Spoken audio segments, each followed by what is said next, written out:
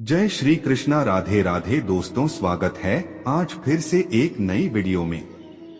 तो दोस्तों, सुनने से पहले आप कहीं शांत जगह पर बैठ जाएं और ध्यान से सुनें। दोस्तों, कठिन समय में प्रेरणा से भर देने वाले श्री कृष्ण के विचार जिसे आप ध्यान से सुनेंगे तो आपका जीवन बदल जाएगा।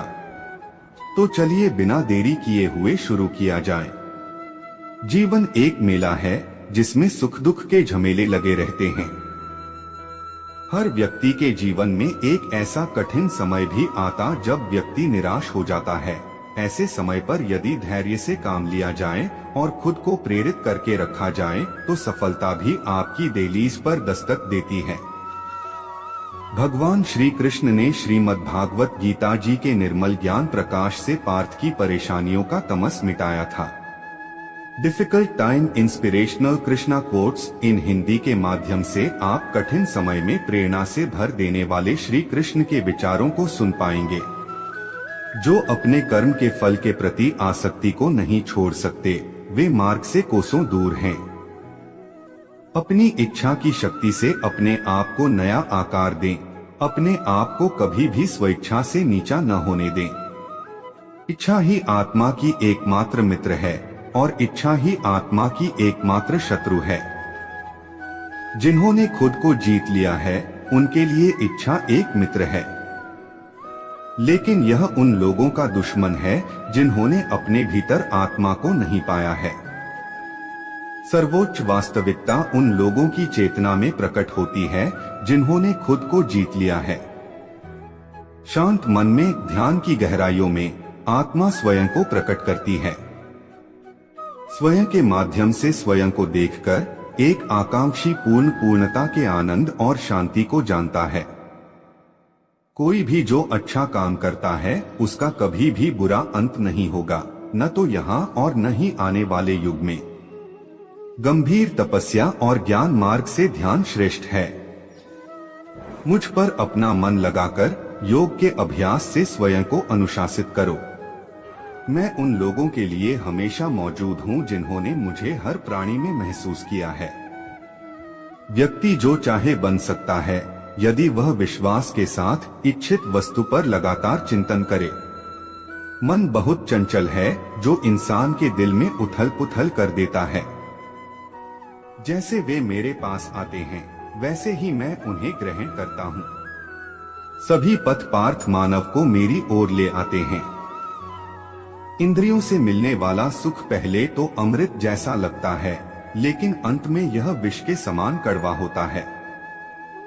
जब ध्यान में महारत हासिल हो जाती है तो मन हवा रहित स्थान में दीपक की लौ की तरह अडिग रहता है। हे अर्जुन, तीनों लोकों में मेरे पाने के लिए कुछ भी नहीं है और न ही कुछ ऐसा है जो मेरे पास नहीं है।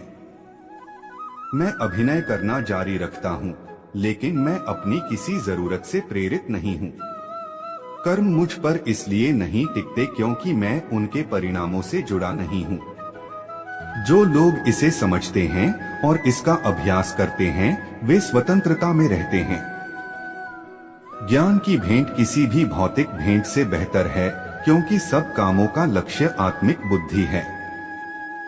जैसे आग की गर्मी लकड़ी को राख कर देती है, वैसे ही ज्ञान की आग सभी कर्मों को भस्म कर देती है। अपना काम हमेशा दूसरों के कल्याण को ध्यान में रखकर करें। अप्राकृतिक कर्म बहुत तनाव पैदा करता है।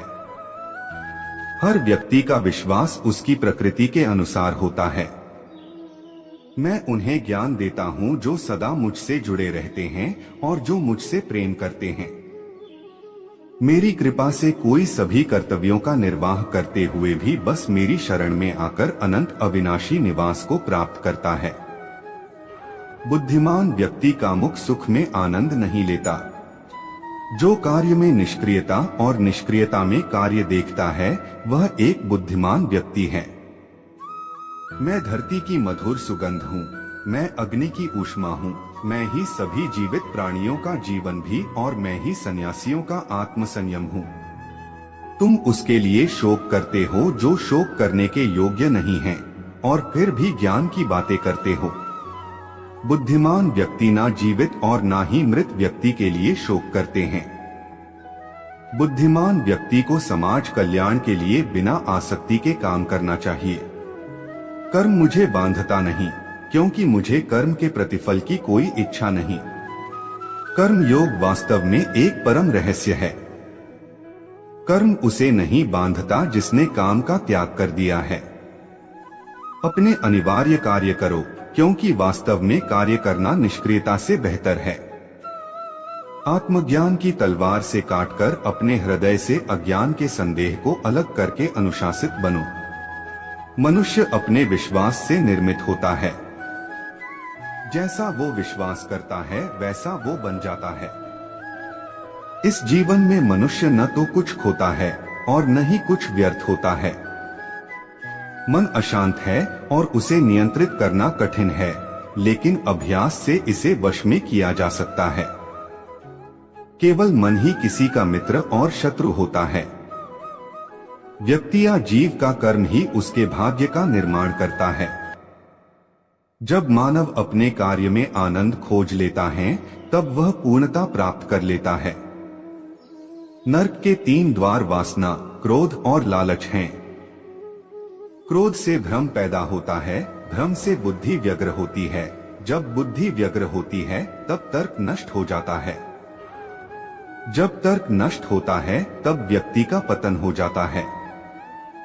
सदैव संदेह करने वाले व्यक्ति के लिए प्रसन्नता ना इस लोक में है ना ही कहीं और। मन की गतिविधियों, होश, श्वास और भावनाओं के माध्यम से भगवान की शक्ति सदा तुम्हारे साथ है और लगातार तुम्हें बस एक साधन की तरह प्रयोग करके सभी कार्य कर रही है। ज्ञानी व्यक्ति ज्ञान और कर्म को एक रूप में देखता है, वही सही मायने में देखता है। प्रबुद्ध व्यक्ति के लिए गंदगी का ढेर, पत्थर और सोना सभी एक समान हैं। निर्माण केवल पहले से मौजूद चीजों का प्रक्षेपण है। उससे मत डरो जो वास्तविक नहीं है, ना कभी था ना कभी होगा। जो वास्तविक है वो हमेशा था और उसे कभी नष्ट नहीं किया जा सकता। जन्म लेने वाले के लिए मृत्यु उतनी ही निश्चित है जितना कि मृत होने वाले के लिए जन्म लेना। इसीलिए जो अपरिहार्य है उस पर शोक मत करो। जो मन को नियंत्रित नहीं करते उनके लिए वह शत्रु के समान कार्य करता है। दोस्तों, अगर आपको यह वीडियो अच्छी लगी हो तो कमेंट में जय श्री कृष्णा राधे राधे लिखकर वीडियो को एक लाइक कर दे। और ऐसी ज्ञानवर्धक मोटिवेशनल वीडियो को देखने के लिए आप सभी लोग हमारे चैनल तेरा सफर को सब्सक्राइब करके बेल आइकन को ऑल पर सेट करके रखें। वीडियो देखने के लिए आप सभी को धन्यवाद। जय श्री कृष्णा राधे राधे। जय श्री सीताराम। हर हर महादेव।